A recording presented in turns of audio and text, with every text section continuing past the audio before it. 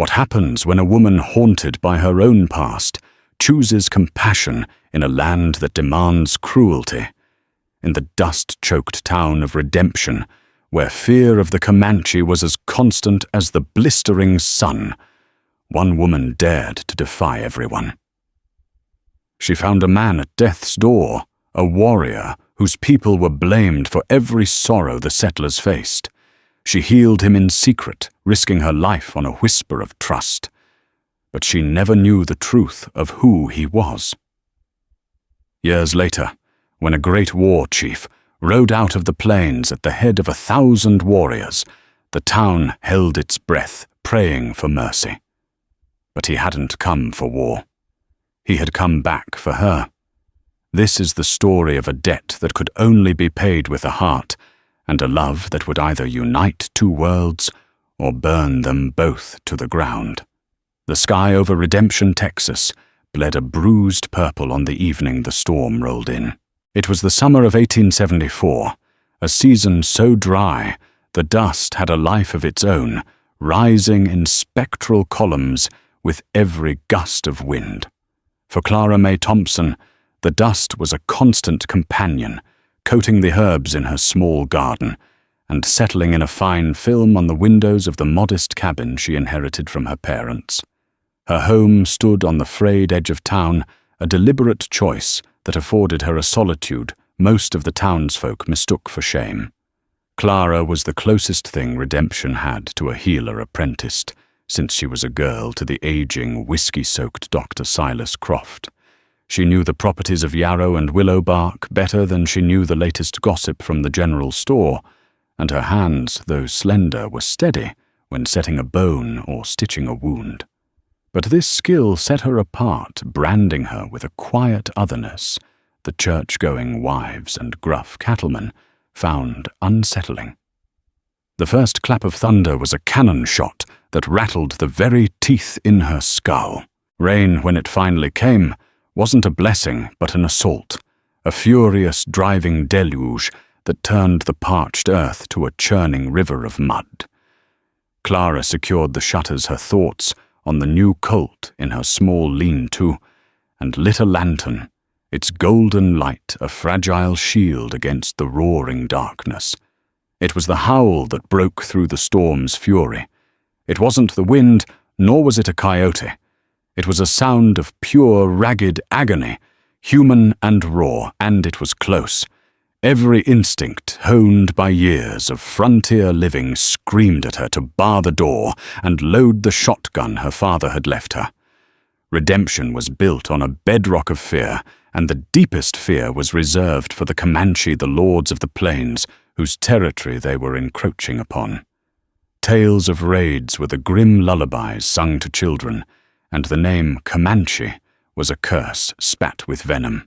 But another instinct, the one that guided her hands to soothe a fevered brow or clean a festering wound, warred with her fear. That was the sound of a living creature in its final throes. Leaving it to the storm felt like a sin her soul couldn't bear.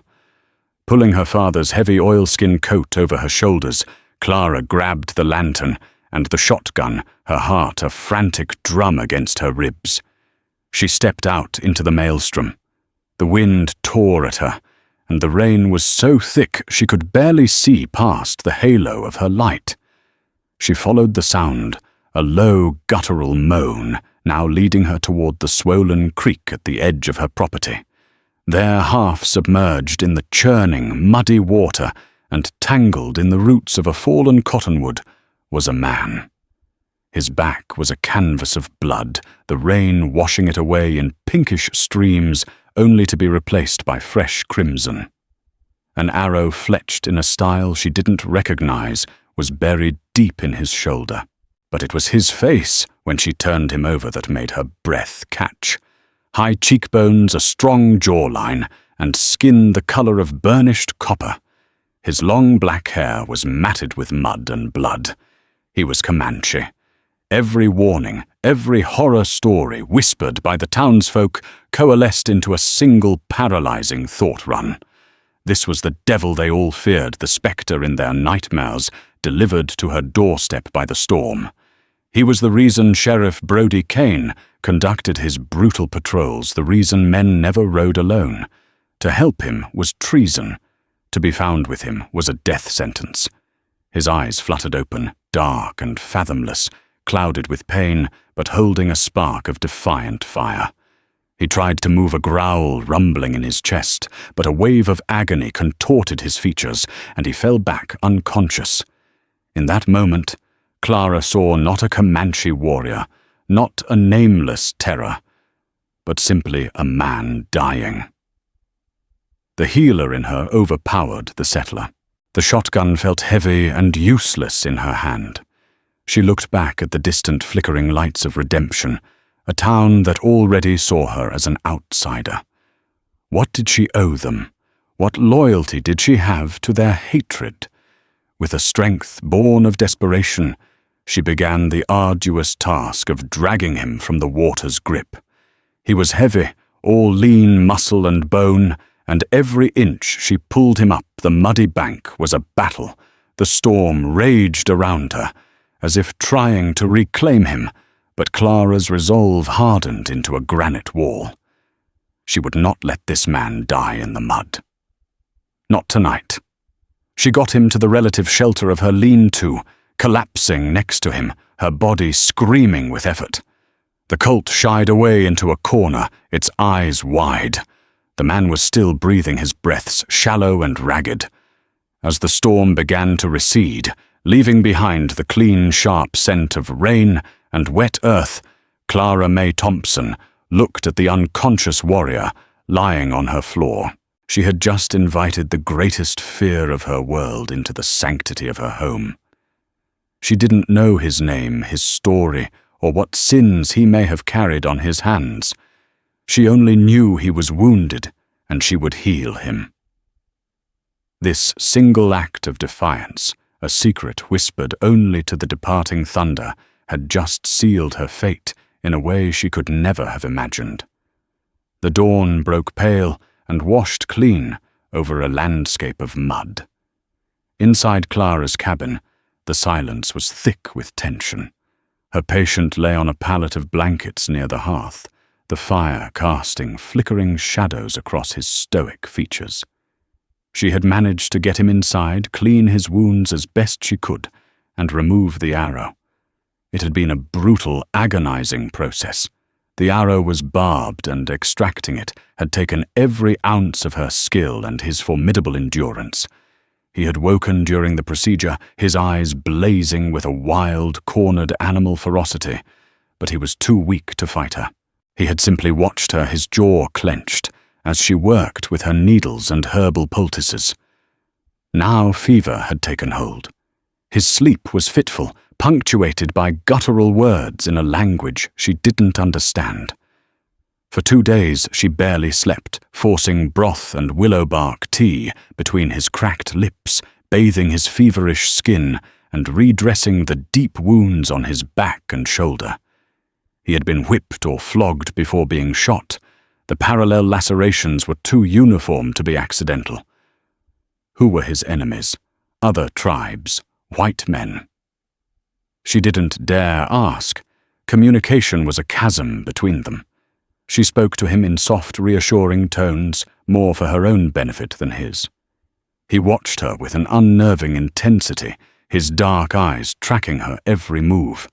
They were the eyes of a hawk, intelligent, proud, and wary of the cage. He refused to show weakness, even when a spasm of pain racked his body. On the 3rd day the fever broke. He woke with a lucid clarity that startled her. He pushed himself into a sitting position, his muscles cording with effort. He looked at his bandaged shoulder, then at her, his gaze unreadable. Water. He rasped the single English word, shocking her. She quickly fetched him a cup from the bucket. He drank it down, his eyes never leaving hers. A silent acknowledgement passed between them, a fragile truce. She was his keeper, and for now, he was her prisoner. To protect them both, she knew he needed a name, an identity she could cling to should anyone ask questions.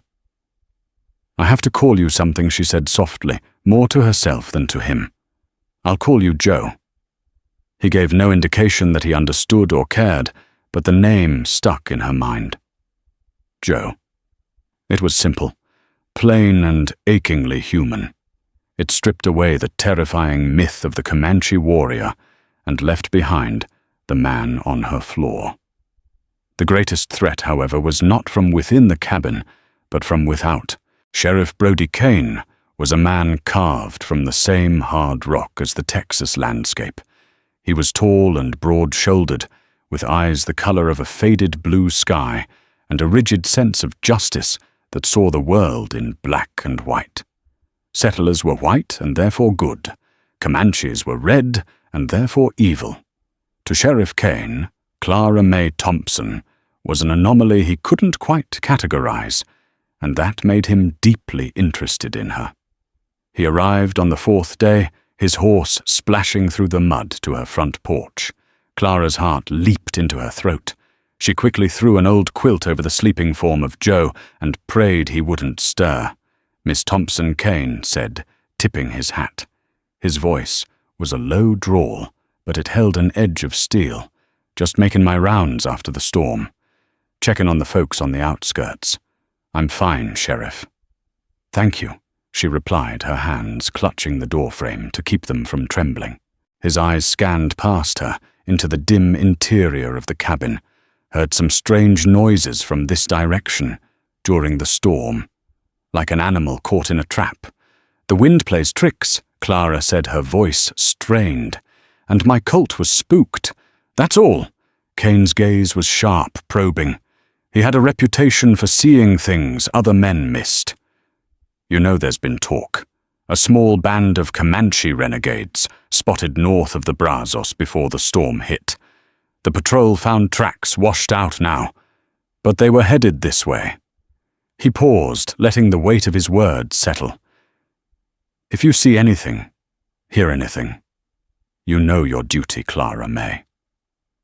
His use of her full name was a deliberate intimacy, a reminder that he was watching her, that he considered her part of his town, his responsibility. He also had made no secret of his desire to make her his wife, a prospect that chilled Clara to the bone. Kaine didn't want a partner.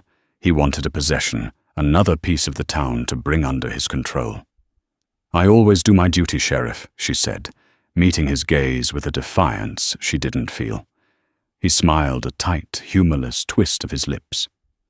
"I know you do." He lingered for a moment longer, his eyes seeming to pierce the very walls of her cabin before he finally turned and left. Clara leaned against the closed door, her legs weak with relief. The quilt on the floor moved. Joe was awake, and he had heard everything. He was looking at her, and for the first time, his expression was not one of suspicion, but of something else, a flicker of understanding. He had seen her lie for him. He had seen her stand between him and the man who would surely see him hang. That evening, as she brought him a bowl of stew, he did something that shifted the dynamic between them forever. He gestured to the empty stool across from him. It was a silent invitation. Hesitantly she sat. They ate in silence, the only sounds the crackling of the fire and the gentle scraping of spoons against ceramic. When they were finished, he pointed to his own chest. "Tavibo," he said, his voice low but clear. It was his name, not the simple hollow name she had given him, but his own. She pointed to her own chest. "Clara." "Clara," he repeated, testing the sound. A small, almost imperceptible smile touched his lips. It transformed his face, chasing away the harsh lines of pain and pride, revealing a glimpse of the man beneath the warrior. In that moment, sitting across from a man named Tavibo, in the flickering firelight, Clara May knew her life had irrevocably split into two parts, the one before the storm and the one after. The quiet trust being forged in the silence of her cabin felt more real and more dangerous than anything she had ever known. and she knew with a certainty that both thrilled and terrified her that there was no going back. Weeks bled into a month. The Texas summer settled in heavy and oppressive, trapping the town of Redemption in a haze of heat and simmering tension. Inside Clara's cabin, a quiet rhythm developed. Tavibo's body healed with a speed that astonished her. The warrior's constitution, honed by a life on the plains, fought off infection and knitted flesh and muscle back together. He began to move around the cabin, his steps silent and fluid, a contained energy radiating from him that made the small space feel even smaller. The chasm of language remained, but they built a bridge across it, with gestures, drawings, and a handful of shared words. He taught her the Comanche words for sun tava, water pa, and horse pukuts.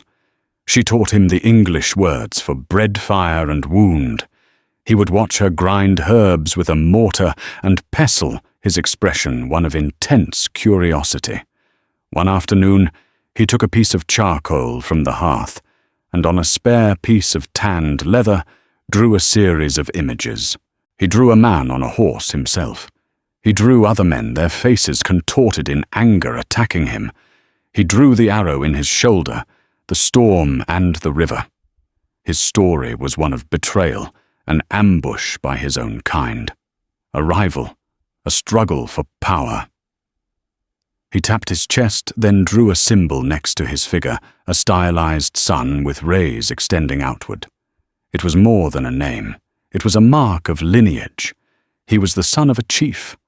Clara, in turn, shared pieces of herself.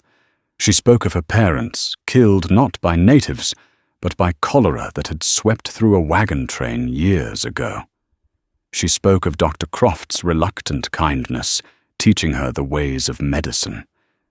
She found herself talking to him, as she hadn't talked to anyone in years, pouring out her loneliness and her frustrations with the narrow-mindedness of the town.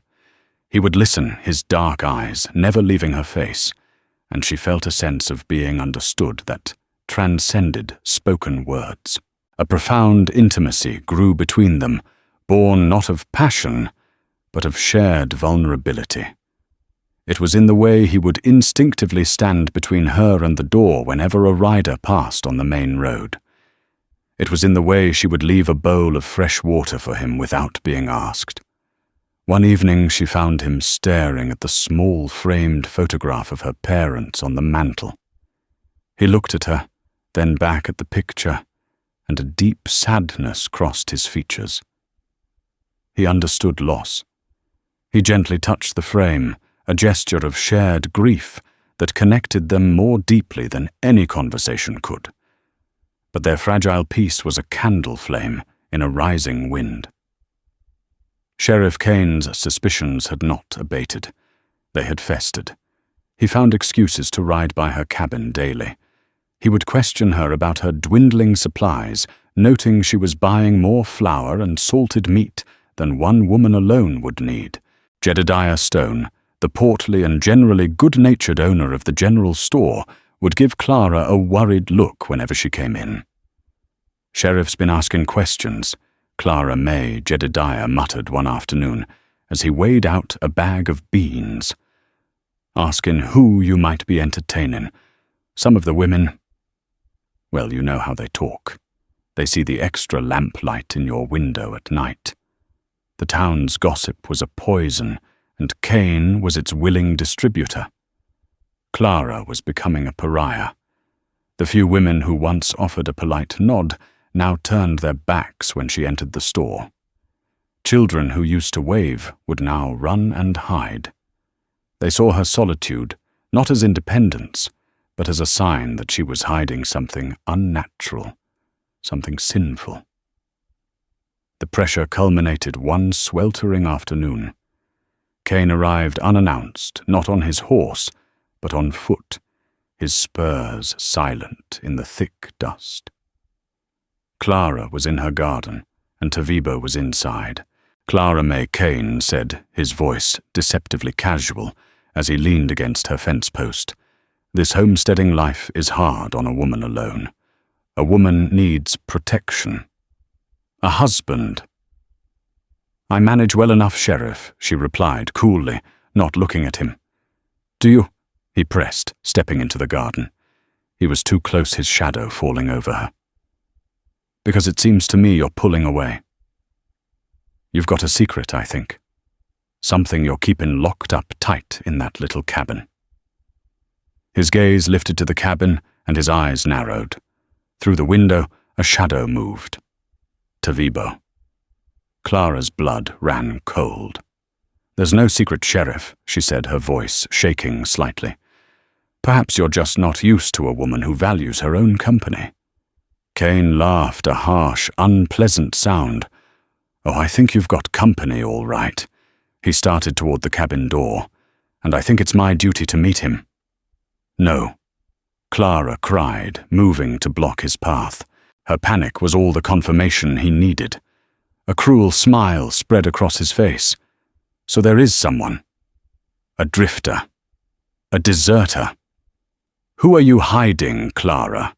He shoved her aside, not with overt violence, but with a firm, dismissive strength that sent her stumbling into the dirt. He reached the door and threw it open. The cabin was empty. The pallet of blankets was gone. The extra bowl and spoon were nowhere to be seen. The fire was low, and the room was still and silent. Kaine strode inside, his boots thudding on the wooden floor. He looked everywhere, in the small pantry under her bed, up in the low rafters. There was no one. He turned back to her, his face a mask of confusion and fury. "Where is he?" "I told you," Clara said, her voice miraculously steady as she picked herself up. "There's no one here." He knew she was lying, and she knew that he knew. But without proof, he was powerless. He stormed out of the cabin, his face dark with frustrated rage. "I'll find out what you're hiding, Clara May. I swear on my father's grave I will. And when I do this, town will not be merciful." As his footsteps faded, Clara leaned against the doorframe, her body trembling uncontrollably. A moment later, a section of the floorboards near the hearth lifted silently. Tavibo emerged from the shallow root cellar she had completely forgotten existed. His face was grim, his eyes burning with a cold fire. He had heard every word. He had seen Kaine push her to the ground. He came to her, and for the first time initiated a touch that was not born of necessity. He gently took her arm, his fingers examining a small scrape where she had fallen. He looked from her arm to her face, and in his eyes she saw a promise. It was a promise of protection, but also a promise of retribution. The secret they shared was no longer just about his survival. It had become a weapon pointed at the heart of redemption, and Sheriff Kaine had just lit the fuse. The whispers were turning to threats, and Clara knew that the fragile world she had built within the walls of her cabin was about to be shattered. The confrontation with Sheriff Kaine was a turning point. The illusion of safety, however thin, was gone. Tavibo understood that his presence was no longer just a danger to himself, but a direct threat to Clara. Every day he remained, he was tightening a noose around her neck. The gratitude in his eyes was now mingled with a fierce, protective urgency. He was healed. It was time for him to leave. The decision hung unspoken between them for several days, a heavy shroud of melancholy that muted their simple routines. The easy silence they once shared was now filled with the things they couldn't say. Clara found herself watching him, memorizing the sharp line of his jaw, the way his eyes crinkled slightly when he was concentrating the quiet grace of his movements. He was no longer the fearsome stranger from the creek. He was Tavibo, the man who drew constellations on her floor with charcoal, who had a quiet, dry wit she only saw in his expressions, who listened to her sorrows without judgment. Her heart ached with a feeling she refused to name. It was a dangerous, impossible emotion that had no place in her world or his.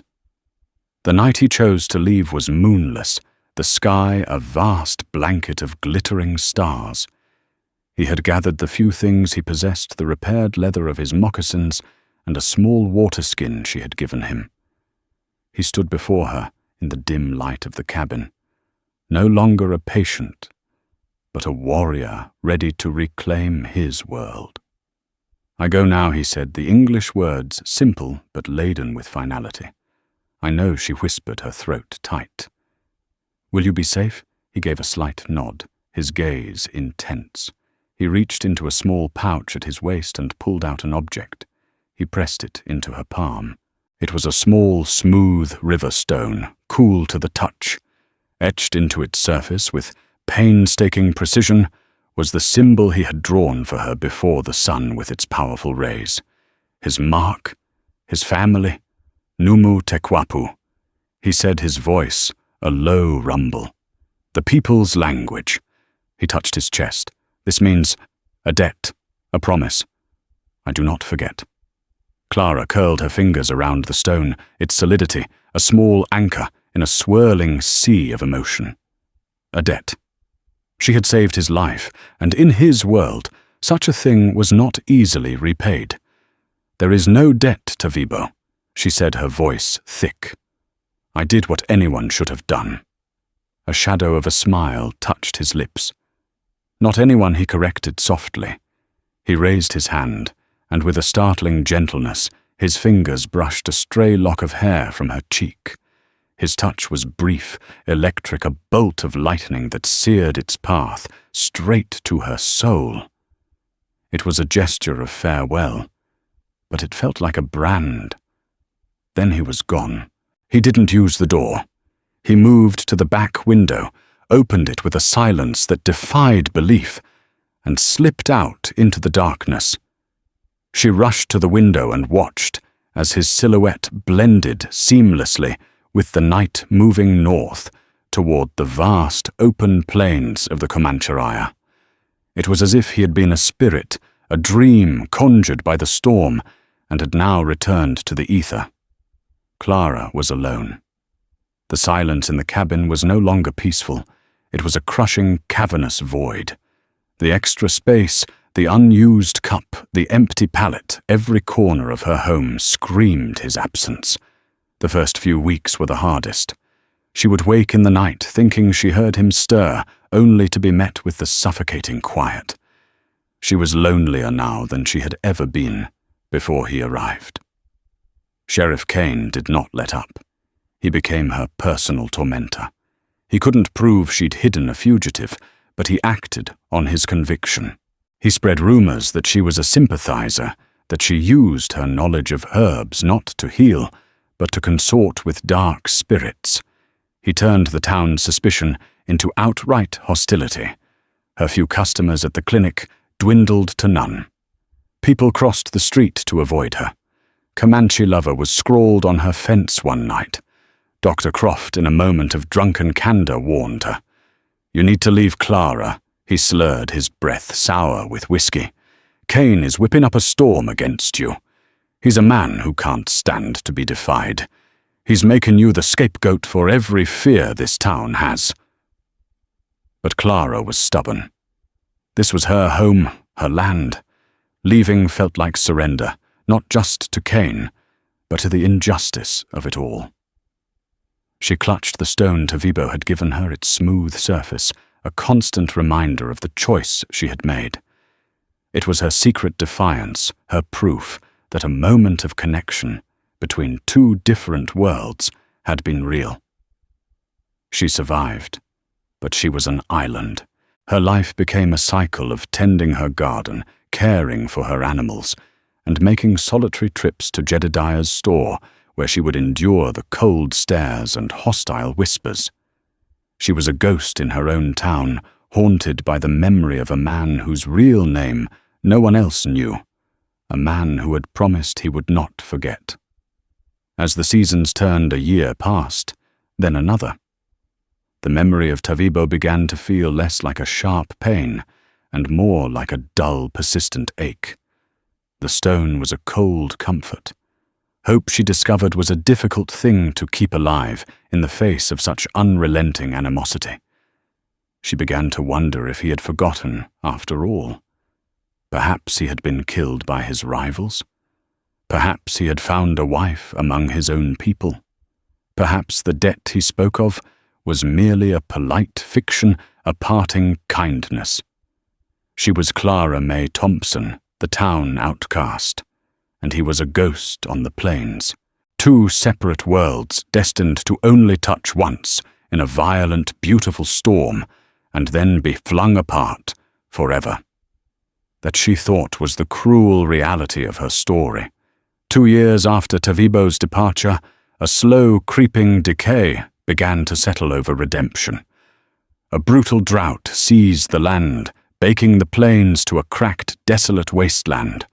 The Brazos River shrank to a muddy trickle, and crops withered on the stalk.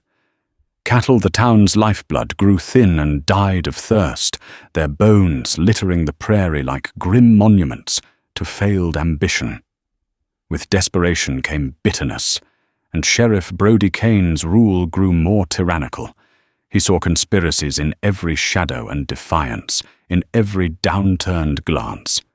He formed a posse of regulators, hard men who were more thugs than lawmen, using the town's fear to solidify his own power.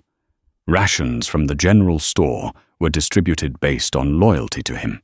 Men who questioned his authority found their wells mysteriously fouled or their fences cut.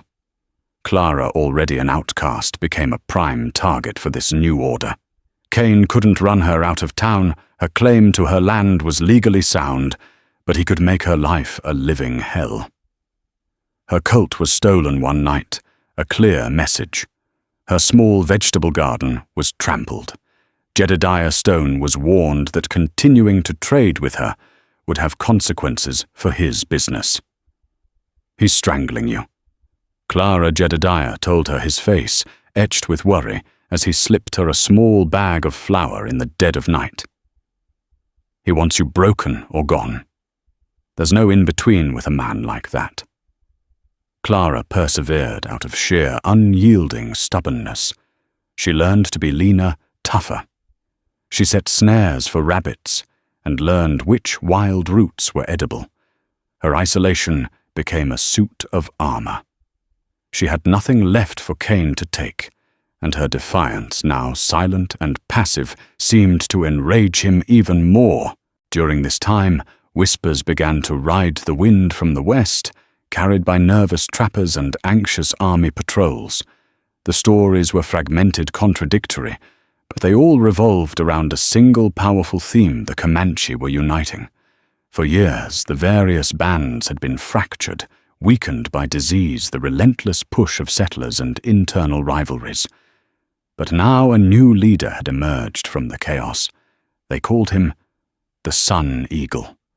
The stories painted him as a leader of uncommon vision and brutal effectiveness. He had ruthlessly eliminated his rivals, the very men Clara suspected who had ambushed Tavibo. He had forged alliances with the Kiowa and Southern Cheyenne. He was not a war chief in the old sense, raiding for horses and glory. He was a statesman, a commander. He was organizing his people not for a single battle, but for the survival of their way of life. He was pushing back against the settlers, not with scattered raids, but with a coordinated strategy, reclaiming traditional hunting grounds and disrupting the supply lines to army forts. The name Sun Eagle struck a chord deep inside Clara.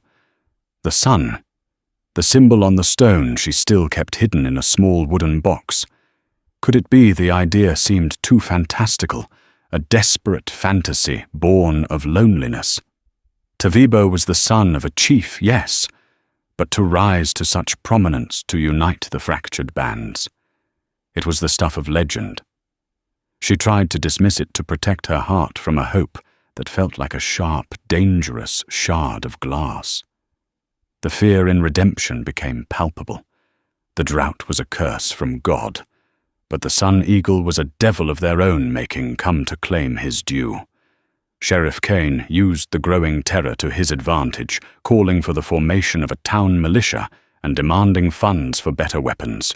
He was no longer just a sheriff.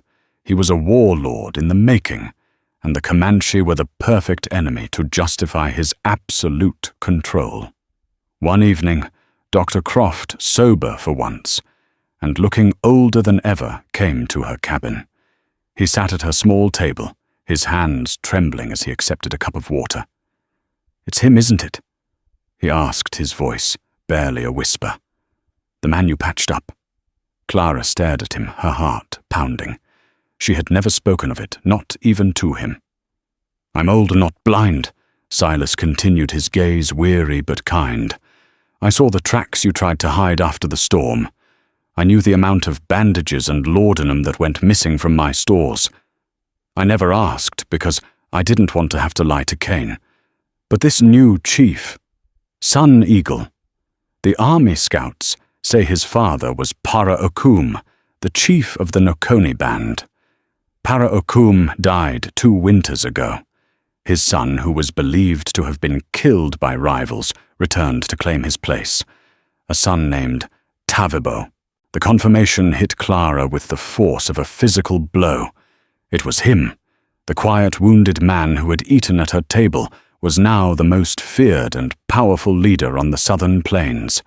The debt he had spoken of, the promise etched in stone, suddenly felt terrifyingly real. What kind of debt could a man like that owe? And how would he choose to repay it? The answer came not with whispers, but with the thunder of 1,000 hooves. It happened on a searingly hot afternoon. A lone rider was spotted on the western ridge, then another and another. Soon the entire horizon was dark with them. It was not a raiding party. It was an army. Hundreds of Comanche, Kiowa, and Cheyenne warriors, their faces painted, their lances glinting in the sun, advanced across the plain. They moved with a disciplined, terrifying silence, their ponies raising a single colossal cloud of dust that rose to the heavens like a funeral shroud. They stopped a half-mile from town, a living, breathing wall of deadly force. The people of redemption poured out of their homes, their faces pale with terror. Sheriff Kaine and his regulators stood in the main street, rifles in hand, but they were a pathetic, tiny cluster of men against an ocean of warriors. Then from the center of the line, a single rider emerged. He rode a magnificent black war pony, and he was adorned not with the savage chaos the settlers expected, but with the clear regalia of a great chief. A full eagle feather headdress flowed down his back. His chest was protected by a breastplate of polished bone, and in his hand he held not a rifle, but a single unadorned staff of command. He rode forward until he was just outside of rifle range and stopped.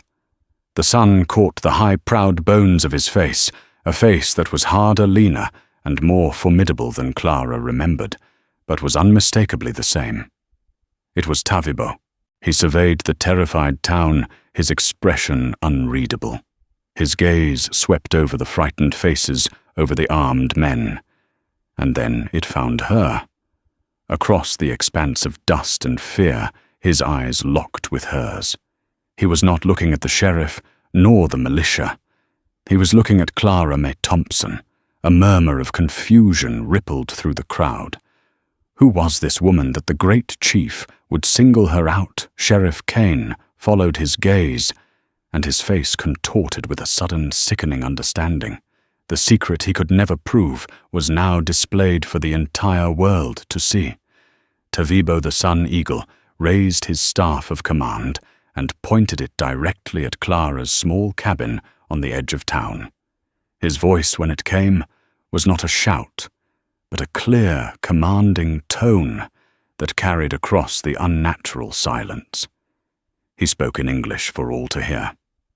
"I haven't come for war," he declared, his words dropping like stones into the still air.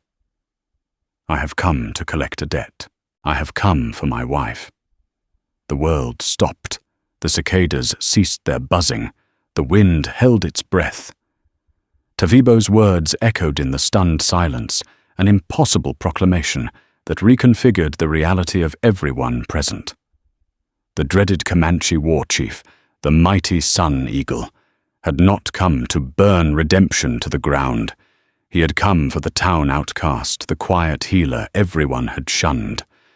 Clara felt 1,000 pairs of eyes fall upon her.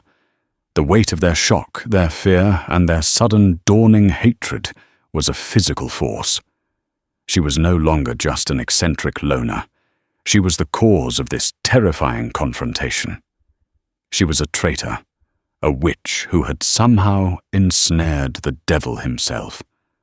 Sheriff Brody Kaine's face cycled through a storm of emotions, disbelief, fury, and finally a deep, possessive rage.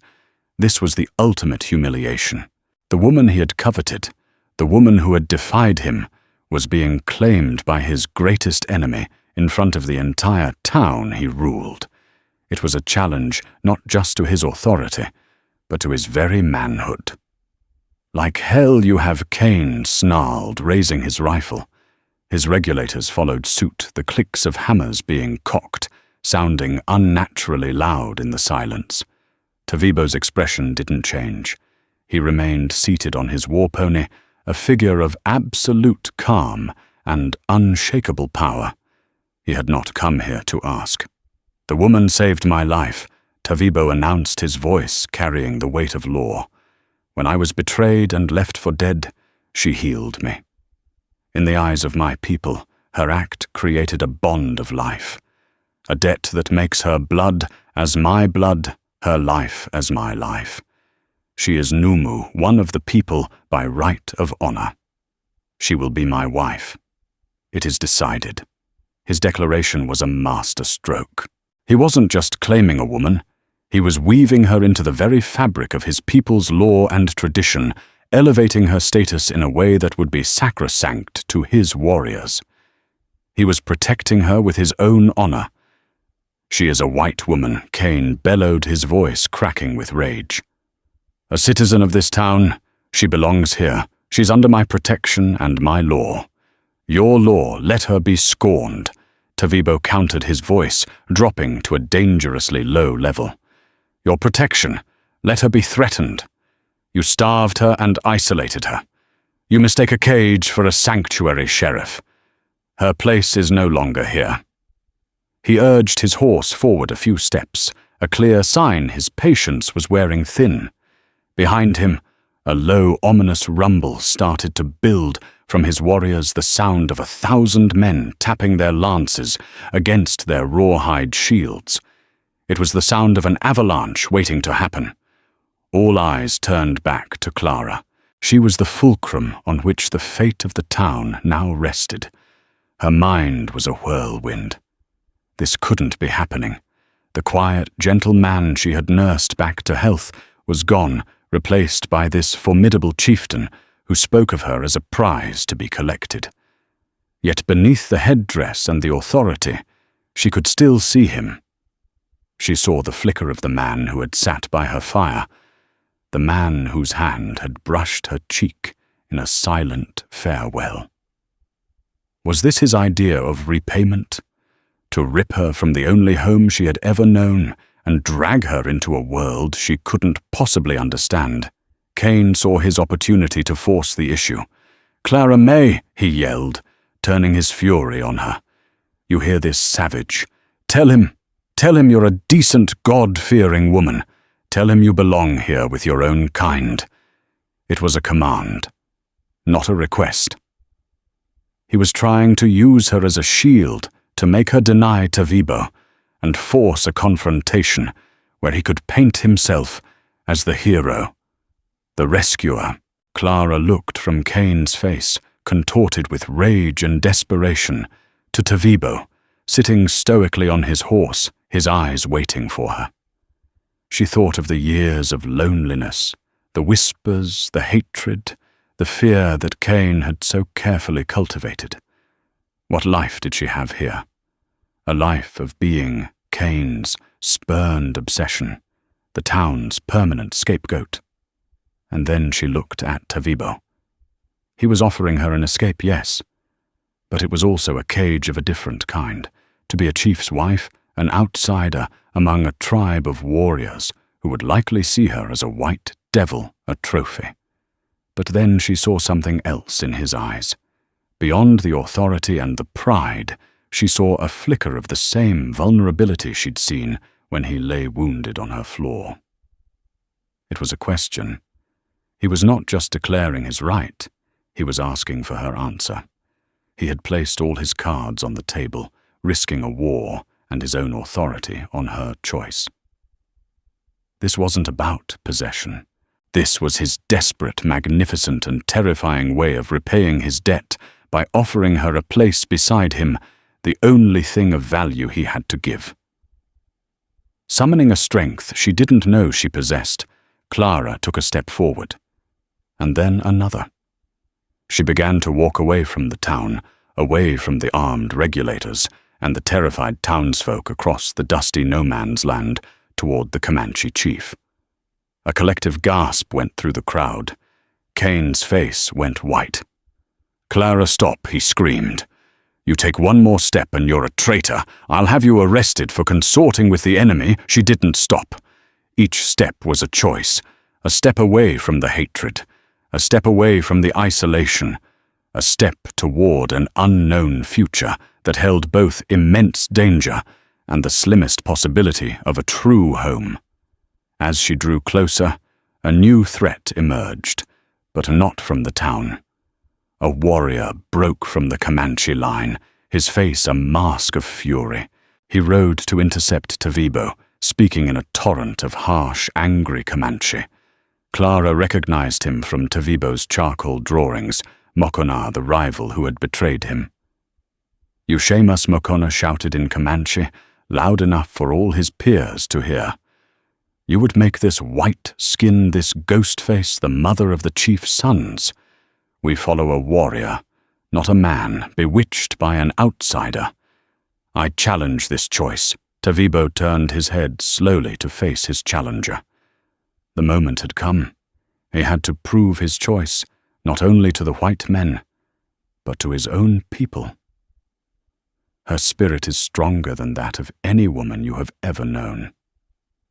Tavibo said, his voice calm but ringing with authority.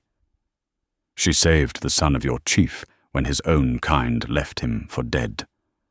Her honor is greater than yours, Mokona. You challenge her.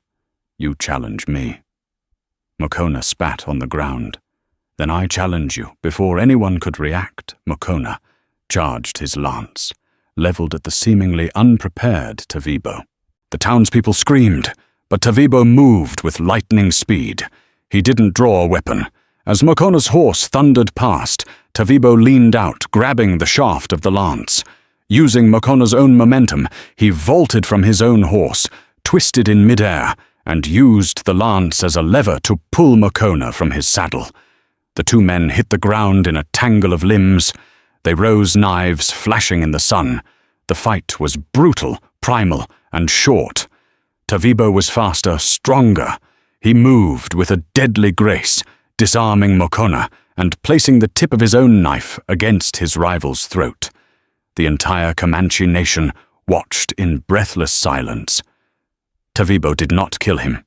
He leaned in and spoke in a low, menacing voice only Mokona could hear.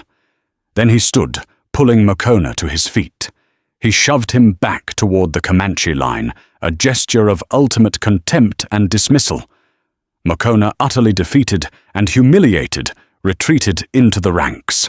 Tavibo stood, breathing heavily, his chest smeared with dust and a trickle of blood from a shallow cut on his arm. He had faced down both his enemies, the white and the Comanche, and had emerged victorious.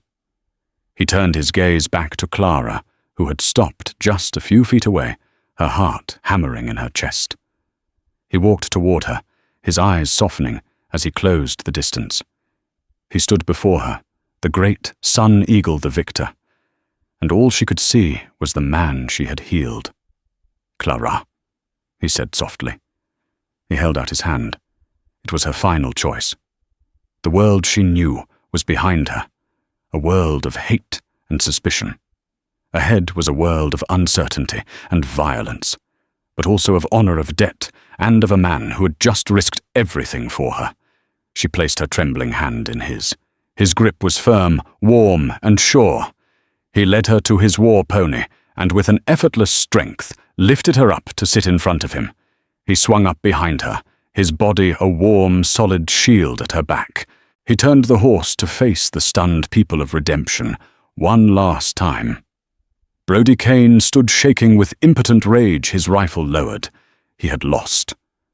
Tavibo said nothing more. He turned his horse west, and with a sharp cry, he set off at a gallop.